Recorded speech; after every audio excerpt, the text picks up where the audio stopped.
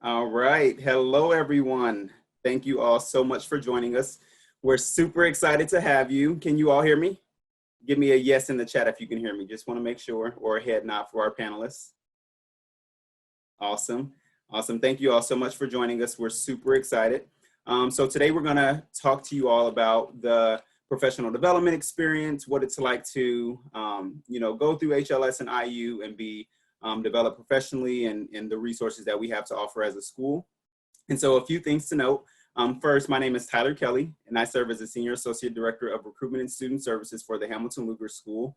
I'm super excited because I've only been in this role for a little over 4 months, and I have to admit that it's been an absolutely amazing experience, and it's been fun learning about all the amazing things that our students are doing. I previously came from the Kelly School of Business, and it's been great to see that the student over in the Hamilton Lugar School is equally excited and equally successful in everything that they do, and so that's been really great.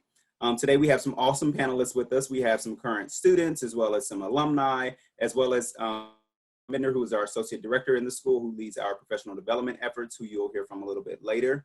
A few things that I want to note is that if you have any questions, we highly encourage you to put your questions in the question and answer section.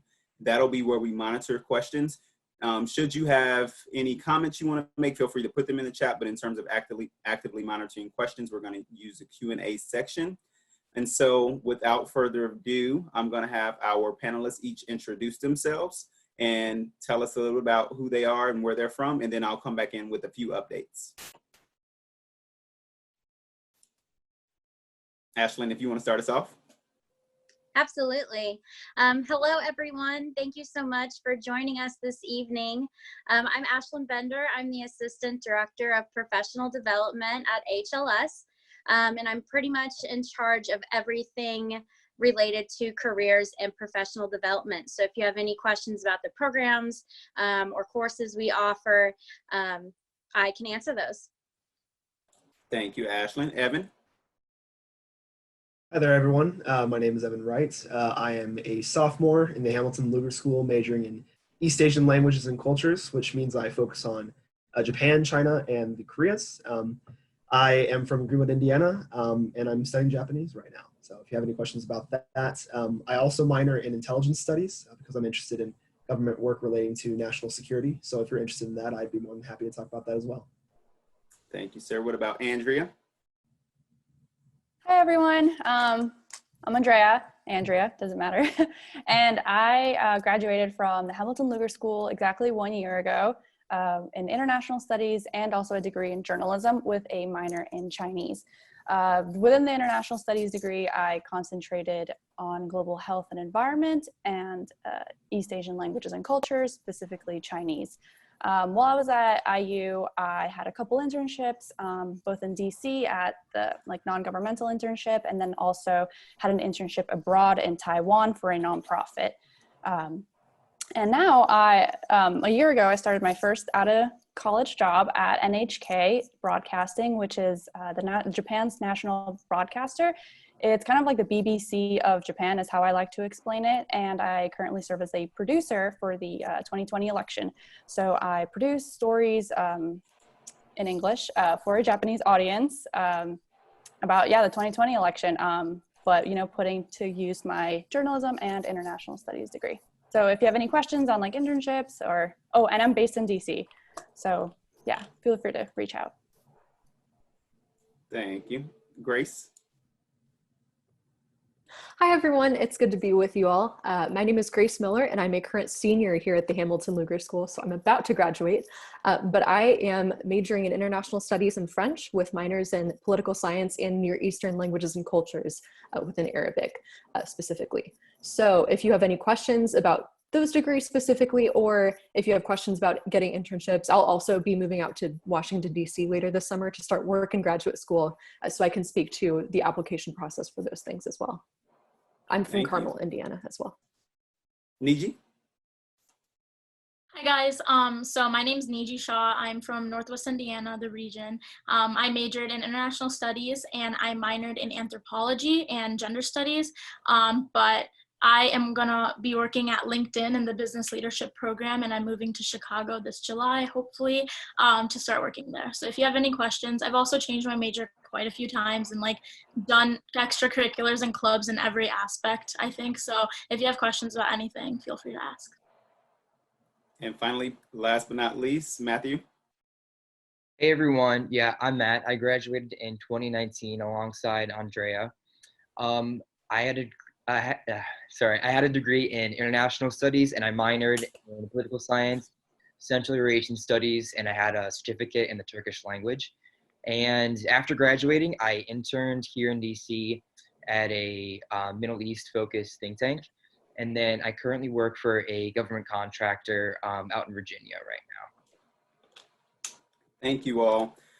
So for our prospective students, as you can see, our current students and alumni come from many different backgrounds and do many different things. So hopefully we'll be able to get all of your questions answered. Before we jump into our questions, I have a few updates for you all to make note of. I should also mention that I have my colleague, Sarah Edwards, on the back end, who many of you have probably talked with or emailed with. And so she's going to be managing our question and answer section, and she may pop in every once in a while to answer a few questions as necessary. And so some updates to note that the IU has extended their enrollment deadline. And so it is now June 1st rather than May 1st. And so that said, you have a little bit more time to make some decisions. We really want to make sure that you have all the information that you need to make a safe and secure decision. We also want to note that new student orientation has been moved to online. And so it won't be hosted in person, but it'll be a very similar experience hosted virtually. And so if you'll hear more information about that soon. And then finally, in terms of the housing applications will continue to be accepted through June 1st. However, if you want to make changes to your application in terms of your preferences, you need to submit those by May 11th. So now all of that said, we're going to get started. And my first question is for all of our panelists, and it's a fun one. Where is your favorite place to hang out in Bloomington? Last week, we asked the students, what's your favorite place to eat? So this week, we're going to ask, where is your favorite place to hang out? And you can say anywhere. Wherever's your favorite place, say that. One of my favorite places to hang out, I mean, this is a restaurant, but I like the Owlery so much. My friends and I hang out there a lot. Also the Arboretum, we like to do picnics in the spring semester. And then also the IMU, always running into each other at the IMU. Love it. I guess I'll jump in next. My favorite place would have to be Kilroy's probably, but if you guys are incoming students and under 21, you don't need to worry about that. So, besides that, I'd actually say probably the HLS building, I should say. It's really beautiful, tons of like workspace and whatnot. Yeah. We're playing popcorn, so anyone just jump in there. Where's your favorite place to hang out? I agree with Matt. While I was back at IU, I would always find myself in like the atrium of the HLS building. I don't know if you've all been there and done your tours before all this, but it's beautiful. There's so much light, and because you take all these classes there, you just run into people all the time. And if you don't want to be indoors, there's this little like mini arboretum outside of the outside of HLS, which I think you can see in one of these photos here. Someone's profile icon is that. Yeah, so you just end up where you take classes, and it's not a bad place to hang out. I also have to add in on that one. The Global International Studies building is also my favorite place to be. Although there's a very specific spot on the 3rd floor in the German Studies department. There's one table. They have these really beautiful open windows, and you can see the Arboretum, where we have a lot of different greenery out there, as well as if it's a good day, you can see Showalter Fountain as well. So gorgeous area to study, but that's by far my favorite place on campus. I have to concur. I love the HLS building.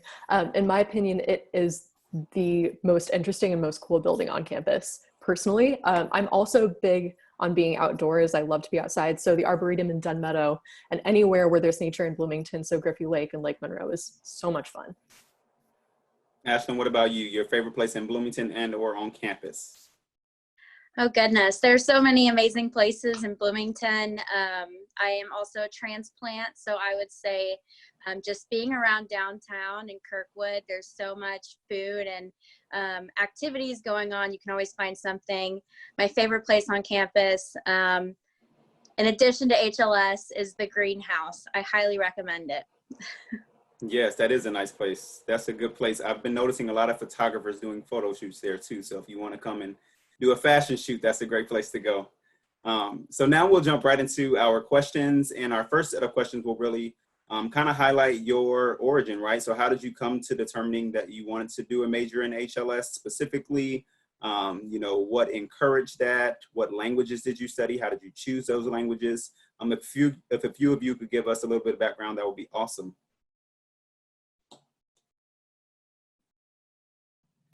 I guess I'll jump in and start, I guess.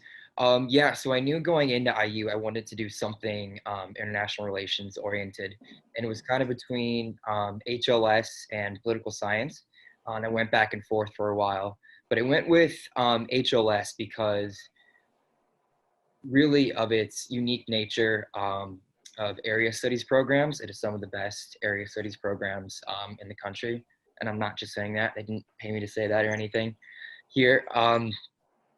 And let's see, I studied the Turkish language because I had heard during my orientation about the Turkish Flagship program, and I knew I wanted to study something non-Western like Spanish or French, but I wasn't interested in Arabic as much. And so that's how I got started in the Turkish, and I completed the Turkish Flagship for 3 years. And yeah, so I ended up minoring in political science, but I would just sort of reiterate that HLS is definitely the place to go for the strong component of area studies and thematic studies, like international security and global health and things like that. It's definitely a lot more niche and focused than political science, so I definitely highly recommend it. Thanks. I can go. I actually was a neuroscience major for 10 days, and then I switched out of that. I did gender studies after that, and then it wasn't until beginning of sophomore year that I chose international studies because, I don't know, like politics and human rights was always a passion of mine, but I realized that there's so many opportunities through HLS that it doesn't have to be a passion. It could be a career or whatever I study. So I changed to HLS and focused in human rights, and it was definitely the best call because you get to do so much with an HLS degree, a national studies degree. I got to take any class I wanted to. I had room in my schedule to take like classes I wanted to for fun as well. But overall, I had a really good experience with that major. Awesome. Anyone else? We'll take one more. Yeah, I can jump in. So interestingly for me, I kind of grew up knowing that I wanted to study the world and its cultures and its people in different regions and capacities. And that's been a thing for me since childhood. So I came into college knowing that. Of course, I didn't know what specific major I would be starting with. But when I was looking for colleges, HLS really struck me just because of the amount of opportunities it offered to do exactly that. And so for me, when I was picking languages, I wanted to continue the French language because I've been learning that since middle school and throughout high school. So I wanted to keep going with that. But I knew I also wanted to start learning a second language other than French, that is a second foreign language. And so I chose Arabic because it was spoken in similar corners of the world as, you know, parts of the world where French was spoken. So North Africa and the Middle East, West Africa, I thought that would be a really good fit. And Arabic was just interesting to me. I also wanted something that was linguistically different from French, and that ended up being a really great choice. I love it. Again, the diversity in interests and experience and background and the flexibility. I think Niji pointed out something really great, that regardless of what you want to do, you can do it and add a global perspective to it. And I think Matt also pointing out something really great, that you kind of get the global experience with the regional expertise. So it really can be a great fit for many different things. Now we're going to think back to when you were in high school. So for some of you, that was 4 or 5 years ago. For others of you, maybe a few years ago. Tell us a little bit about what were some of the clubs that you participated in high school, or maybe some classes that you took that led to supporting your interest in pursuing a degree in an international studies related field.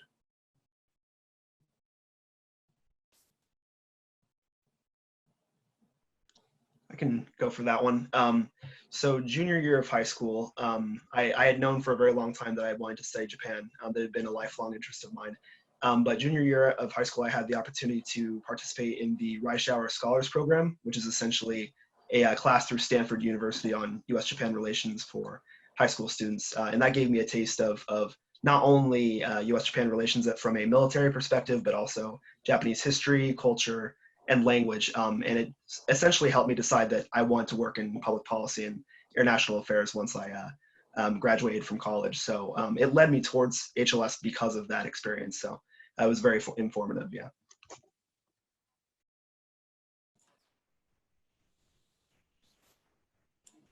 Awesome. Thank you, guys. So now we're going to jump into talking a little bit more about the professional development side of things. And so let's get this kicked off with Ashlyn. Ashlyn, if you can give us a rundown of some of the things that you offer, kind of leading this space, and some of the things that our prospective students can look forward to in the realm of professional development. Yeah, absolutely. My pleasure. I just started at HLS last year, and what was really great is we had a foundation of programs that were already there, but we were able to build so many and expand these programs. And some of those programs include a professional mentor program, and we have mentors that are alum, our stakeholders in the school, some that are on our Dean's Advisory Board. And you know, we serve up to 100 students with that program, and they work at places like the DoD or the Department of State. They're working abroad. I mean, they're doing everything that our students are interested in. So that's a really wonderful program to get connected with a professional in your field of interest. We also offer a Global Leaders and Professionals program, and I know for sure Grace had participated in that program before, so she might be able to touch on that as well. But that program is an 8-week intensive course that kind of guides you through that professional development plan. And this is something that will last your entire life. So we're trying to help you navigate that from your career as a student, but then further down in your career and your life. And in that program, you're also meeting with professionals in fields of interest and growing your network, which is a really wonderful 8-week program. We also bring in employers such as the CIA, the NSA, the Department of State. We have consulting firms, small nonprofits, larger nonprofits. We're really bringing in all kinds of people, all kinds of employers that are doing workshops and info sessions, whether that be for a day or an entire week. And they're there to really guide you through the process of applying and getting internships and scholarships and fellowships and full-time jobs at their places of employment. We also offer many workshops. I know something fun that we're hoping to do once we get back to campus is just a networking night. And how do you hold your plate and shake somebody's hand and meet somebody during a professional networking event. Just things like that we offer our students all the time. So there's much that I can say, but it's always fun to kind of get involved with professional development as early as possible. Thank you, Ashlyn. And that said, let's have Grace and Andrea talk a little bit about some of the things that you all did to kind of get you prepared for internships and jobs and that kind of thing in terms of IU resources as well as HLS resources. Sure. So as Ashlyn mentioned, I did participate in the Global Leaders and Professionals program. That was, I think it was my sophomore year, I believe. It was just kind of an intro course at the time, and it's advanced since then. But for me, that was a really great way to start thinking about how to apply for internships and how to build my network specifically. It was really useful. I also got resume writing tips. I got help in working on my elevator pitch, quote unquote, which was really beneficial for me, and just learning how the networking process is done and how to talk to people in a professional setting. That was really useful for me. I also did take a course that was required for international studies that was offered through the Walter Career Center. And that was essentially a career prep course. And that may or may not be a requirement going forward in the future. I can't speak to that for your class, but that was also very useful for me. So that lasted a semester long. So it was kind of like GLPP plus. And I will say too, one thing that I was able to do on my own as I was applying for graduate schools was to go to different HLS faculty and not only ask them for letters of recommendation, but ask for their advice in honing my resume and defining my statement of purpose, things of that nature. And they were super helpful in assisting me in that process and just making sure that I was ready and that my application was good to go for that. So I've kind of utilized a variety of things at HLS, but that's my own personal story. So for me, it's been both formal organized opportunities to expand my network and to build career skills, but also initiative that I've taken on my own as well. I have to agree, the GLPP, the Global Leaders and Professionals Program, is great. I highly recommend it. Definitely would recommend doing it later in your, like maybe not freshman year, but something like you look at sophomore year when you're really looking at an internship, or even like when you're looking for a full-time job. The professor who leads it, I had a professor lead, I don't know if someone else leads it now.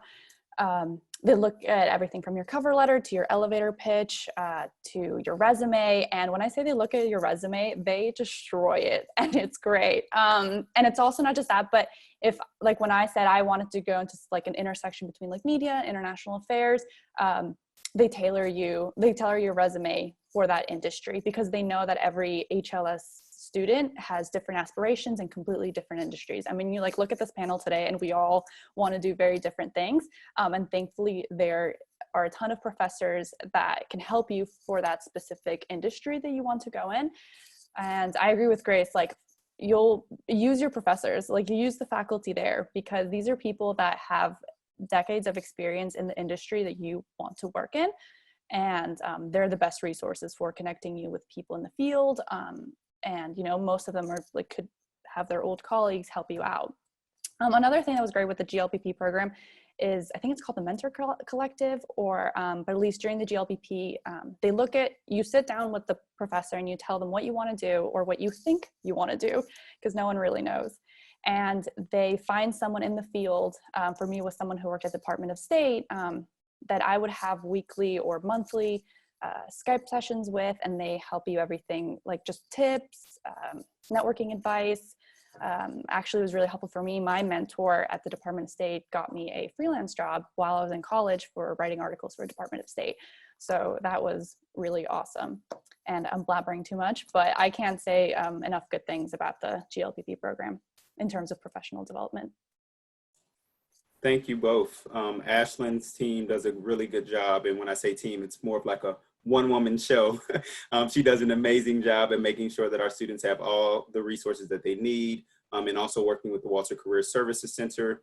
And so my next question is, how have others of you how have others of you become prepared for internships and jobs and professional development through other resources? So they could be through HLS, but also through maybe other resources across campus, or through peers or personal connections that you made or classes that you've taken.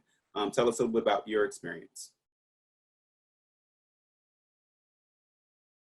So I'll start. One of my first internships, it was after freshman year, because the summer after freshman year I was taking classes, and then I got an internship at Girls Inc., which is actually in Bloomington. It's basically a nonprofit mentoring young girls, and it's super cute, and you get to like be their big sister and like program for them and stuff. So I did that because I knew from a very like early age that I like working with people. So I liked being with the kids and everything. And then after that, I started just looking more into like internships or careers where I would be working with people specifically. And then I also went abroad in Spain. And when you go abroad, like it's a requirement for international studies, but I highly recommend going for a semester because you just get so much more out of it.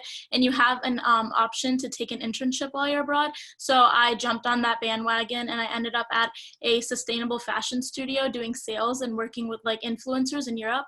So that was super cool. So just after that, I feel like I would do something, and after an internship or a class or whatever, I would know like what I like and what I don't like, and I would just gravitate more towards things that I liked. So after I came back to the States, I just started doing more sales internships, and then kind of just applied places. And as for the Walter Career class that was mentioned, I didn't take it until senior year because I just thought it was an easy A blow-off class, like never really looked into it. I highly recommend taking it like sophomore year or something so it actually benefits you. I didn't actually, everything that I was learning through the class, I had to do on my own because I didn't like take advantages of it. Like the Walter Career Center and like everyone in the HLS is so happy to help you with your resume and things like they said above. So you don't have to do it alone. Like I would strongly recommend that you reach out to your resources because there's so many.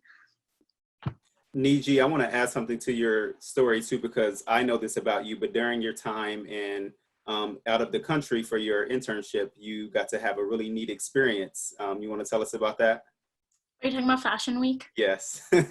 So I went to Barcelona Fashion Week and I got to sit VIP with the photographers, which was literally a dream. It was so cool. But I did that because I was working with the fashion studio, and so I got to go to their magazine shoots and their photo shoots, and they let me, them and my host mom was also like really cool. They took me to Barcelona Fashion Week and I got to be there and write a blog about it on their website and stuff like that. So it was a really cool experience. So many, many opportunities. Matt, tell us a little about what your professional development story is like. Yeah, so there's probably two things I want to touch on. The first was it wasn't an internship, but it was a project. I did what's called a diplomacy lab research project, which is basically where the U.S. Department of State outsources research projects to research-oriented universities, and IU was one of them. And they have a whole list of projects you can bid on. So I compiled a team of some of my other Turkish flagship students, and then we bid in a project for that would examine democracy in Azerbaijan. And then so over the course of an entire semester, we got to work in conjunction with the Azerbaijani desk officer at State Department in Washington, D.C., and the U.S. Embassy in Azerbaijan. So that was really cool. Gave me a great chance to do like government sponsored research and got some great connections out of it as well. If you guys want to look it up, it's just called State Department Diplomacy Lab. That should probably do it. And then probably the second biggest thing that's been so beneficial for my professional development was the Turkish Flagship program. I did Turkish, but I can speak for all the flagship programs when I say that it's such an incredible opportunity that you have. I wouldn't have gotten my initial internship here in Washington, D.C., or the job that I currently have now if I didn't have such strong regional expertise and language capabilities with Turkey and that wider region. That's something, the flagship programs are something that most other colleges don't offer. And no other college offers more than one, and we have 4 to pick from. So yeah, I would definitely highly recommend looking into those programs if you're interested. And we have a lot of great non-flagship language programs as well. But that was definitely one thing that made me stand out above all my competitors when I was starting the job search. Thanks for sharing, Matt. A quick update on something that he mentioned. We're actually down to 3 flagships now, and the Turkish one has been disbanded, so to speak. And so that's not currently being offered right now, but in terms of flagships and compared to other campuses across the United States, we actually have the most relative to the other schools. And so we're super excited to be able to provide students with flexible options and prepare them. And so we've mentioned flagships, and I noticed that we had a question and answer section earlier about flagships. So does someone want to give a quick overview as to what a flagship is? Evan, you want to talk about that, or anyone else for that matter? Sure, I can mention that. Now, just for context, I actually study Japanese, but I have a lot of friends who are in our Chinese flagship. So just to clarify, for the Hamilton Lugar School, we have an Arabic flagship, a Russian flagship, and a Chinese flagship. And we have hopes for a Korean flagship here in the future. But essentially, what it is a way to get business level proficiency in a language that is considered critically important to the government. And so that funding comes through the Department of State and then is given to us through Department of Defense. It's sort of a weird switch around of money. But basically, it's a way for you to get funding to get a very high level proficiency in one of those languages. You have a tutoring session, or you have a tutor that you work with throughout that entire time. You get very intensive language training, and then you spend typically 1 summer abroad. And then once you graduate and you've finished all your classes, you also spend an entire year for a capstone doing some form of research or an internship to sort of show off your skills and really cap off everything that you've done. So it's a really, really great opportunity, especially if you're interested in working in the private sector, in international business, or for the government in any capacity. Thank you, Evan.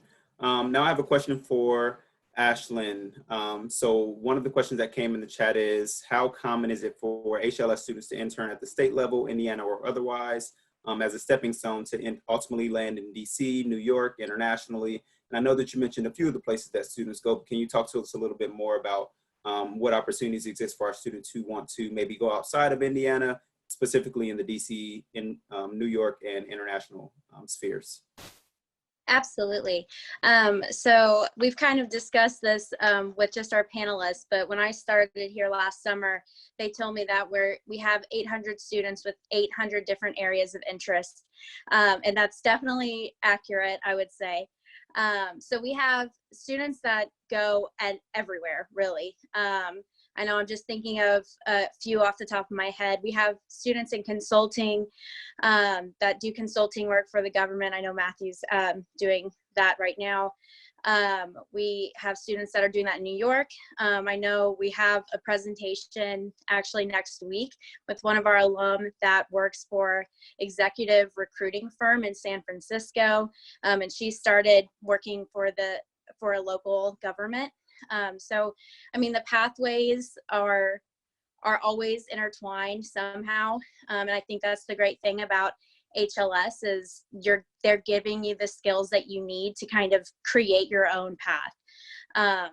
But we do have partnerships with local nonprofits that are actually in Bloomington that our students can be guaranteed an internship at. And we also have a new partnership with World Resources Institute in Washington, DC.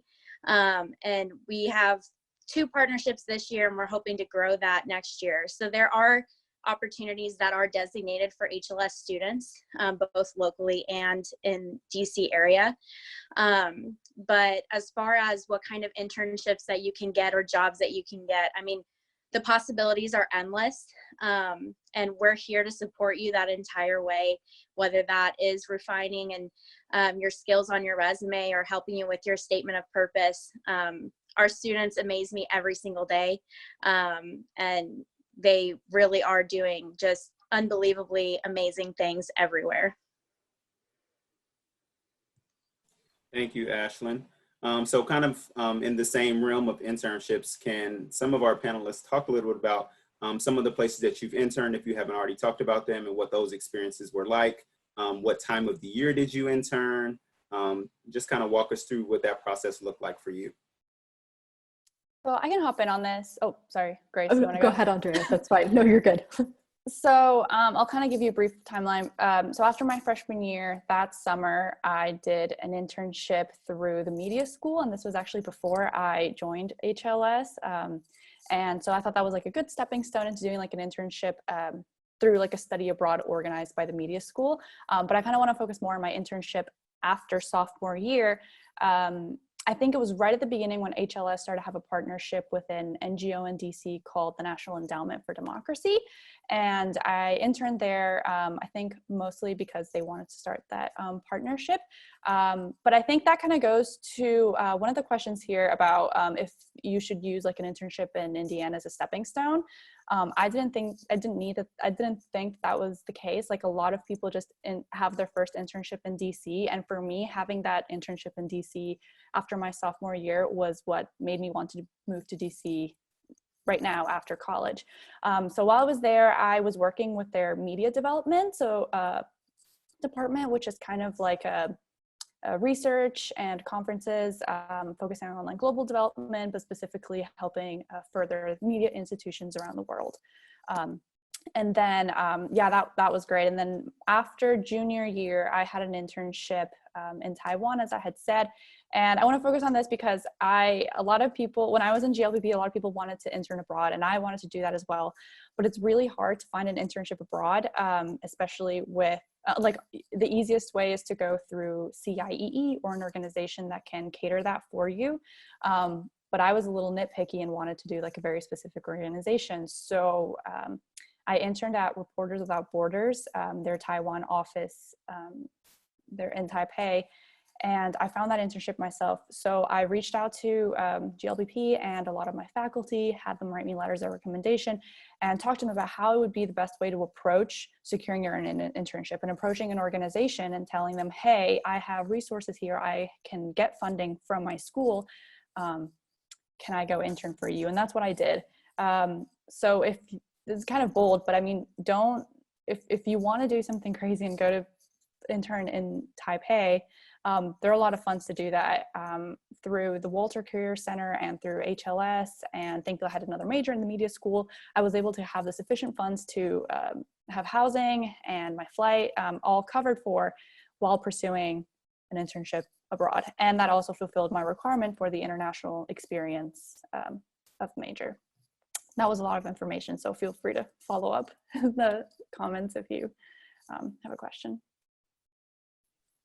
I can jump in on that question too, if there's time, Tyler. Yeah. Great. Okay, so for me, as far as my summers and internship experience was like at HLS, the summer after my freshman year, I did the summer language workshop learning Arabic. But then the 2 summers after that, after my sophomore and junior years, I actually spent time interning, working as a trainee, working with the Department of State. So again, that was after my sophomore and junior years, but that meant that I was applying that previous fall just because of their application cycle and the way things work with getting a security clearance. But I did take the semester prior in that summer during the summer language workshop to start thinking about what that would look like to apply to a specific government apparatus like the Department of State. And so thinking just about what that would require, what I needed to do for that, and all that to say it pays off to start thinking ahead, and it's really never too early. Don't close yourself off to the variety of opportunities that are presented to you and the amount of internships that are out there. But do start thinking ahead, and specifically if you have a few that you're interested in looking at, make sure that you're aware of when those deadlines are. And it was also helpful for me to talk with HLS faculty because I knew that they were available to me as a resource, as I've mentioned earlier, as well as current and now former students that had worked in government service or had previously applied for those jobs. And so since I had applied for internships and jobs within the federal government, I had to take extra time to think about, considering elements that those applications would require, such as a security clearance. So if you're interested in that realm, definitely recommend looking ahead and making sure that you have what you need to apply and that you're doing it on time. Awesome, thank you all. And I know that some of you may have had some research opportunities. And so for those of you who did, talk a little bit about what it's like to do research at IU more broadly, or research in HLS. How did you secure that opportunity? What's your research topic of interest? Kind of what has that process looked like for you? So I was in a research lab my second semester of freshman year, and it was actually, at the time, I wanted to be a doctor, haha. But it was actually a neuroscience lab, and the topic of research was stereotyping, or like why do people stereotype people, whether it be race, gender, ableism, all of that. And that was really interesting, and also another reason I switched to international studies. But I thought it was so cool how you were studying why people stereotype. And the reason how I got that was basically you can go on faculty websites on IU, or you could search like a department and it'll give you a list of faculty members, and most professors do research. So you can look at the types of research they do and what interests you, and just like shoot them an email or try to go into their office hours or things like that. More than likely all professors, if they have an opening and you're the right fit, like they'll talk to you and they'll actually take the time to get to know you. And they can even write you letters of rec. So it's a really cool opportunity to do research, and not a lot of people do it, but also a lot of people I don't think get into research at IU, which I think is a shame because it teaches you so much, and you can research in any department. Like, I haven't done it in international studies, but I'm sure it's the same, where you can just message professors or meet with them and just jump on to whatever they're working on.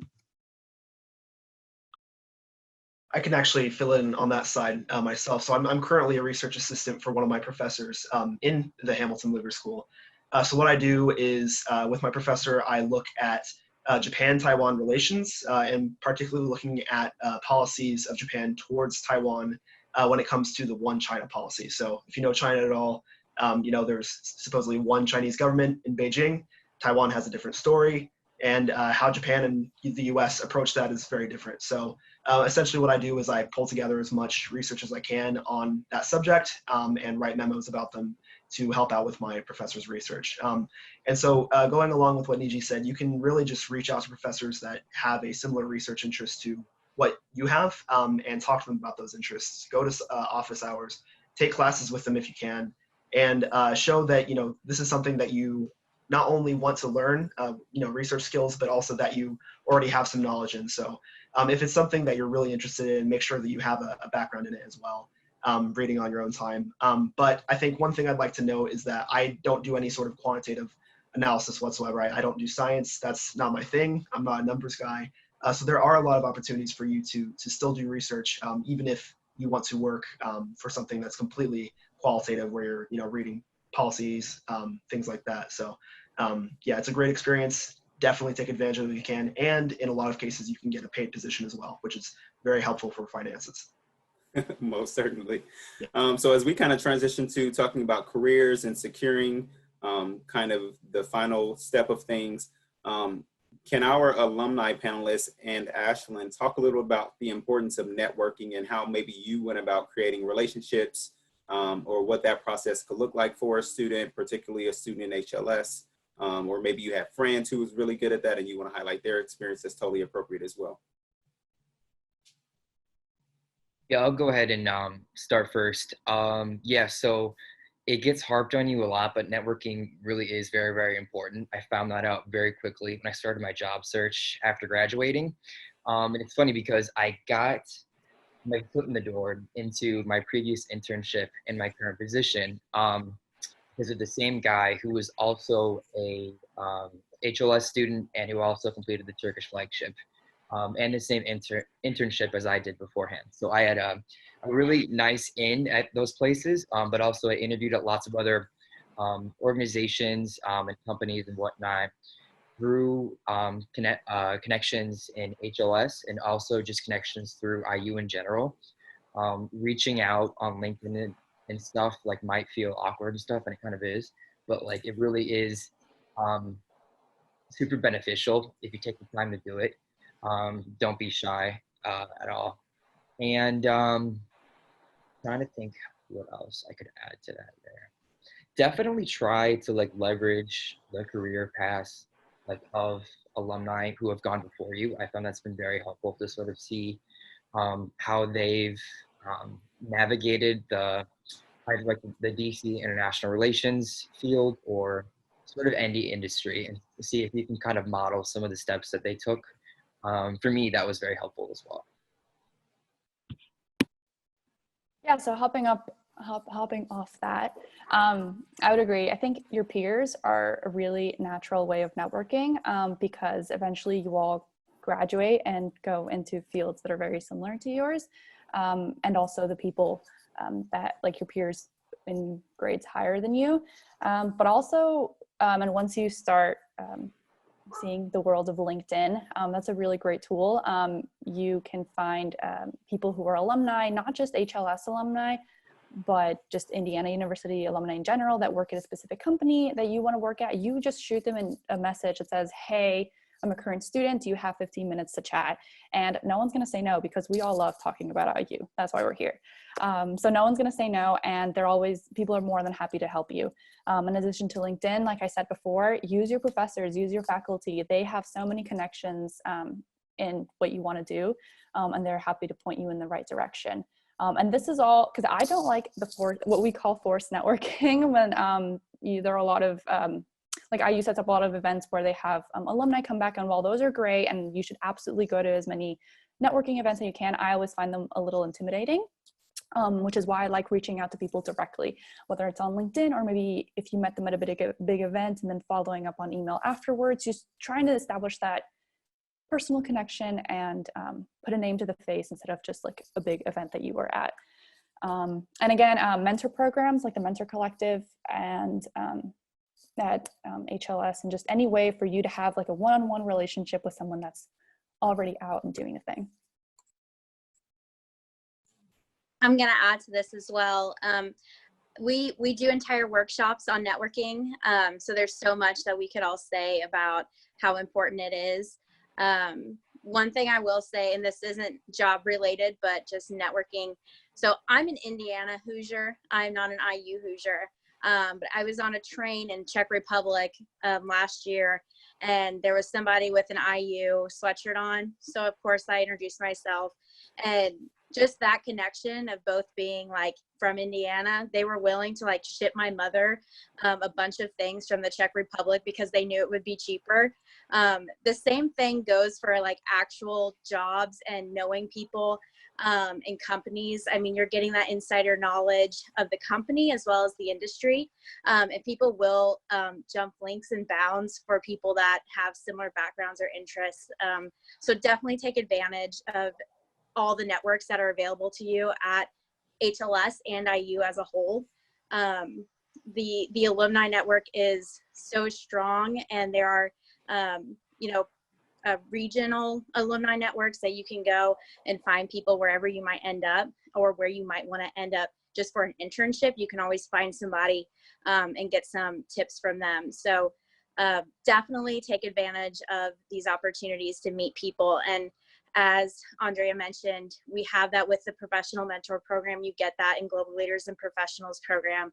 And you get that with all the visitors that are coming to HLS to meet with you. Thank you all so much. So we have just a couple more questions before we move into question and answer time.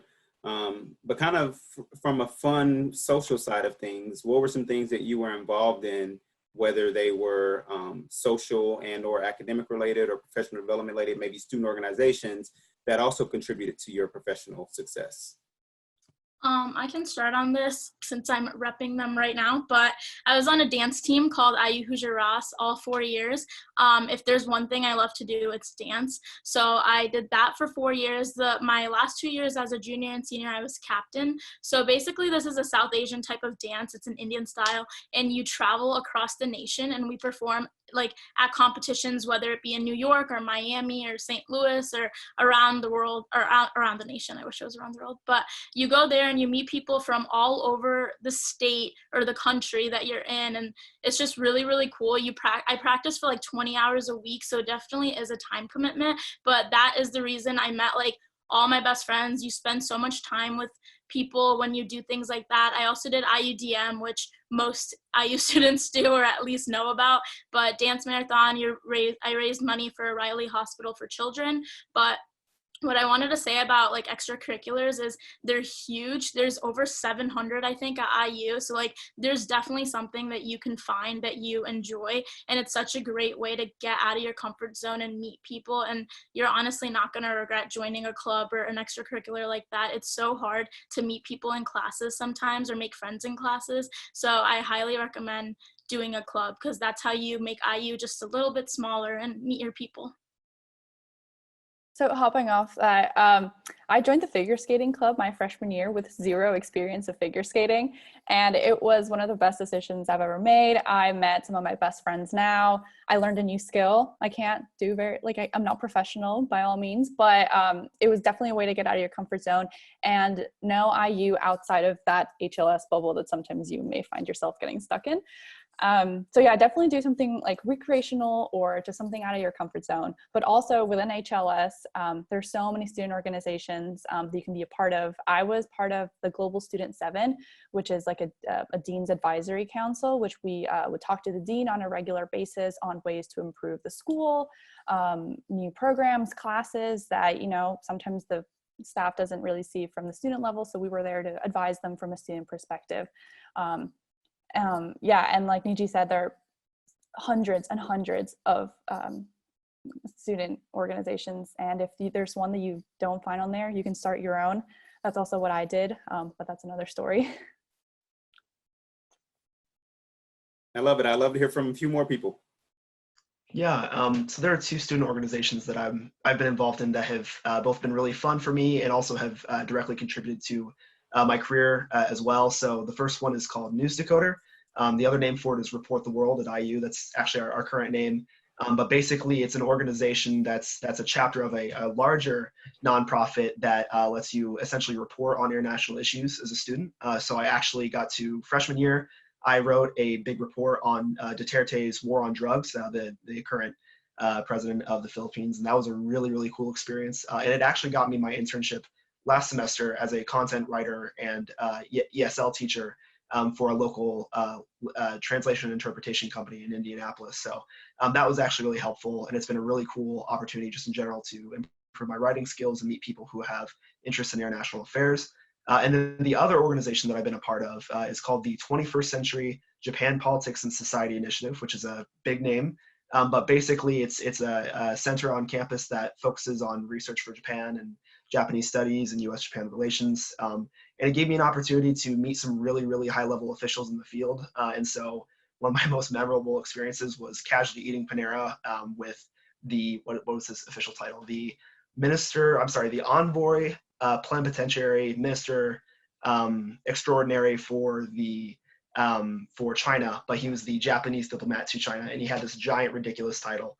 And he was joking about that while he really quickly shoved some Panera into his mouth before he did his talk. And that's just a really, fun, casual conversation that you usually get to have with high-level officials. So I did that, and it also directly helped me get my job as a research assistant, because the director of that initiative is also my boss now for research. So it's directly helped me with my career path, but also it's just a really fun opportunity. Love it. So what we're going to do now, we're going to open up for any general questions. We've answered a few personally, but if any of you have additional questions, please put them in the question and answer section. And then we will close out with the final question. So panelists, I'm going to give you all some time to think about this question. But the question is, what is one piece of advice that you would give to a student who's maybe anxious or nervous about coming to a school in Indiana?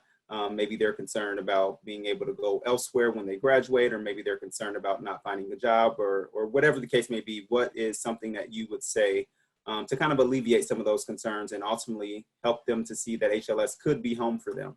And so I'll give you a little bit of time to think about that. But in the meantime, for our students who are on the video, we would love to answer more questions for you. So we'll give you all just a couple seconds.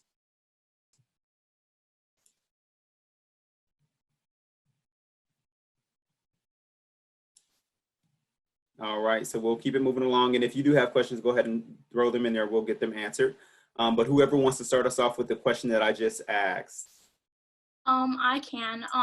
So my high school APUSH teacher always told me that there's people who build bridges and there's people who live under them. And so I always wanted to obviously do something with my life, but there were multiple times during my 4 years where I was like, damn, I'm definitely gonna end up living under a bridge. I don't know what I'm doing with my life. But I just want to say everything works out in the end. Everything happens for a reason. Also, internships and careers is such a numbers game. It's the law of averages, if you guys know what that is. But I remember when I was recruiting this past fall, I applied to 21 companies, and I heard back from 5 of them. So don't worry about those that don't reach out to you. If they don't want you, you really don't want them. And in the end, I got LinkedIn, which was my #1 choice. So it really just works out in the end. And just be proactive about internships. Don't sleep on deadlines. Make sure that you're talking to people, things like that. I didn't make a LinkedIn account or a profile until September of last year, and I got my job in October of last year.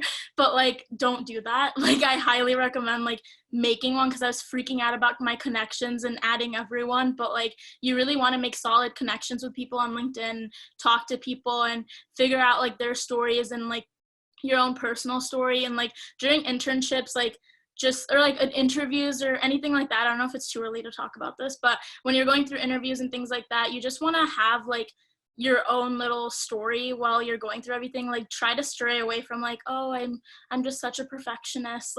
People don't want to hear things like that. Just be genuine through the entire process, through everything, and you're really gonna find a good match for you. Do it all, or at least try and do as much as you can. And that doesn't just go, I'm not talking about internships, but classes. A lot of my interest for what I do now became by taking a lot of classes that I didn't think I would be interested in. International studies has so many thematic and regional concentrations that if you're kind of inching towards one class, do it, because all the professors are great, and that's where interests arise. And then also apply to so many internships. Even if one seems far-fetched, just do it. You never know who's going to get back to you. You never know if they actually know a connection of a connection. They might reach out, but just do it even if it seems ambitious, because you never know what's going to come back. I ended up working for a Japanese broadcaster, which is, if you would have told me this a year ago, it would have seemed really random, but I just, the sky's the limit. Just apply, do it all. Don't be scared. And also freshman year, you may seem lost, and also maybe right now, because you're hearing all of us who it seems like we have our lives put together, which a little bit we do, but also because it took, at least for me now, I feel like I'm getting it together after 4 years in college, it's just breathe, relax. I know it seems overwhelming at times, but it's going to be okay. I think my piece of advice would be yourself and know that your degree isn't going to get you your job. It's going to be you.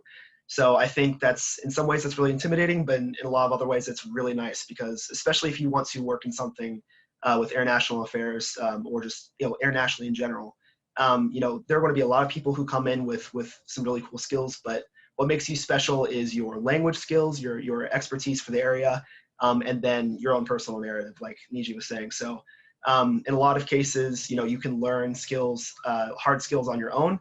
And so what makes you really stand out is the extras that you have. So make sure you really promote that and promote yourself, and know that, even if you want to go on a very specific track, say it's in consulting or in the government, it's not that title that's going to get it for you. It's you. So.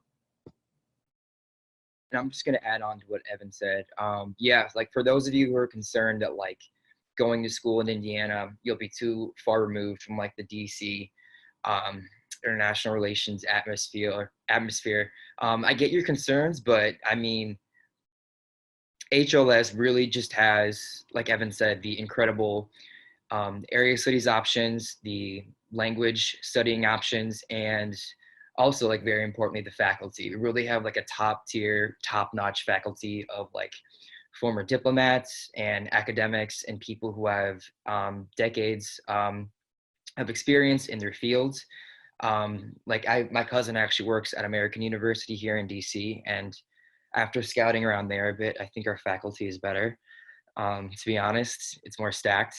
And regarding getting a job after graduation, after leaving HLS, leaving a job after college, or leaving college and trying to find a job, is never easy for anybody, I don't think, for most people. But I was reassured by looking to alumni before me and seeing how well they've done, and knowing that I came from a similar background as they did.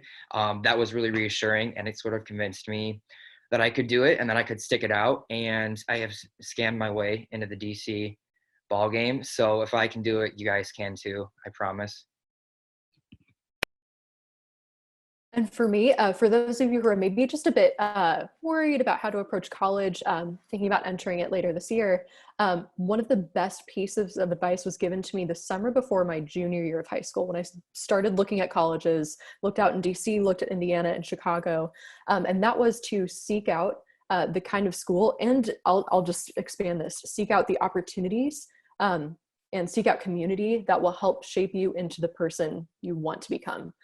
So just try and think long-term too about, who do I want to be? How am I going to get there?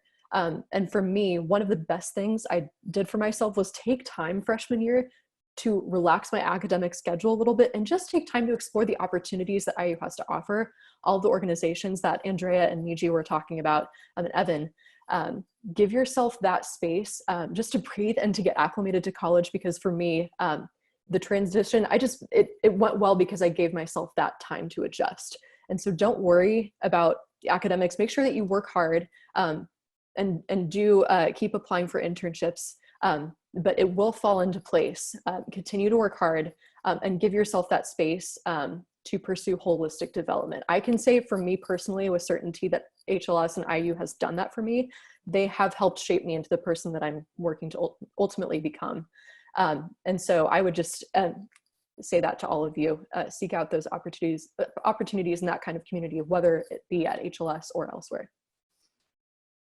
And my advice is really to embrace discomfort. It's really scary going to a new school. It will be scary doing your international experiences. It will be scary finding a job. But these are all experiences that will shape you. you know, more than something that will be easy. So enjoy all those moments and know that you have such a large network of supporters, you know, at the school, your peers. We're all here for you. And then as a former Fortune 500 recruiter, I would say passion outworks skill every day of the week. So find what you're passionate about, work towards that passion, and express that passion whenever you're in your class, when you're doing your work, and when you're looking for a job. Y'all are amazing. Thank you so much for your great responses. So while you all were sharing, we had a couple of questions come in, and so we're just going to get them answered really quickly, and then we're going to close out. So one question is, how can Flagship students get internships in DC and or other places while also balancing their Flagship program? And you can expand this and think about any huge commitment that maybe a student would have. And so if you weren't in a Flagship, but you had a really big commitment, you can speak to that. Or maybe you had friends who were part of a Flagship. And then the second question is, how can you expand on how, or can you expand on how IU housing works during internships, for example, in DC, New York City, overseas, et cetera. So for those of you who have had those experiences, or maybe friends have had those experiences, we'll take a couple responses and then close out the panel. Sure. Well, I can go ahead. We'll take both of you. Okay, both of us. So I'll jump in on the Flagship one. That's a good question. I would say the best thing you could possibly do is to join your respective Flagship as early as possible. That will give you a head start on fulfilling your requirements and whatnot, and will give you the most flexibility in terms of moving different requirements that you have around, like courses or different other projects you have to complete. Like I didn't join until my sophomore year, and I was able to make things work, but it was definitely a lot trickier. If I had had that extra year my freshman year, I would have had a lot more flexibility to do things like an internship in DC or someplace else, while also getting all of my Flagship requirements secured and everything. So that's my bit of advice. Just join. If you know you want to join as soon as possible for the most flexibility. So I can answer the housing question. I'm not sure if they meant through funding or just logistically, but I know this was a question that came up. So regarding funding, there's a lot of scholarships for, to support unpaid internships, both from the Hamilton Lugar School, from the Walter Career Center, and the Hutton Honors College. You do not have to be a member of the Hutton Honors College in order to receive those scholarships. That's how I was able to fund my internships. And in terms of like where to live, I don't know if that was also a question. In DC, the George Washington University has specifically internship housing over the summer, which is where I stayed. And through the funding that I got from IU, I was able to pay that and not be able to, and not worry about costs for the summer in terms of housing. When I did an internship abroad, I just messaged a friend from high school who I knew had a friend in Taiwan, and I just was able to sublet a room. So it's, again, connections, but I would look at, in DC and New York, specific like housing groups for interns. There are a lot of those. So, and also talk to your career counselors, and yeah, the career counselors at IU will be able to answer those questions when you come to that moment if you have something more specific to ask. Awesome. Thank you all so much. And prospective students, thank you all for joining us. Every time that we host these webinars, I get really excited because I get to see names that I recognize, that I've met many of you in person at different events. And so we're super excited. Many of you have decided to come to IU, and so we cannot wait to officially welcome you. A few things to note. Again, the IU notification deadline or enrollment deadline has been extended. And so throughout this time, if you want to connect with us further, maybe you want to meet one-on-one with either me or Sarah, or a current student or faculty member, et cetera, we're more than happy to set up a personalized visit experience for you. We have a link on our website for you to fill out, and we will get back with you about setting up your visit. Or if you have any other questions, we're happy to assist. And so our contact information can be found on the screen. And so should you ever need anything, please don't hesitate to reach out. And we so look forward to welcoming you to IU in the fall. And we hope that, you know, with everything going on, you're able to finish out your senior year strong and happy. And so with all that being said, thank you and see you soon.